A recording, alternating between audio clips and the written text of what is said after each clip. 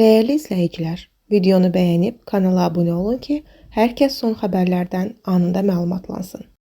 Tərtər rayonunda 48 yaşlı kişi qonaq gəldiyi evdə arı sancmasından ölüb. Xəbər verilir ki, hadisə ötən gün rayonun Düyərli kəndində baş verib. Belə ki, Bakı şəhər sakini 1978-ci il təvəllüdlü Nazim Əmrahov qonaq gəldiyi qohumunun həyat dayanı sahəsindən arı sancması ilə xəstəxanaya gətirilib və orada ölüb.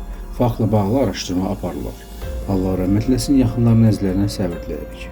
Balakəndə ölümlə nəticələnən ağır yol nəqliyyat hadisəsi baş verib. Xəbər verilir ki, mayın 1-i saat 15 radələrində Yevlax-Zaqatala Gürcüstan avtomobil yolunun Balakən rayonu ərazisindən keçən hissəsində 60 yaşlı Mamed Niçaxovun idarə etdiyi Mercedes və 31 yaşlı Musa Qurbanovun idarə etdiyi Opel markalı avtomobillər toqquşub. Nəticədə Mercedesin sürücüsü aldığı xəsarətlərdən hadisə yerində ölüb.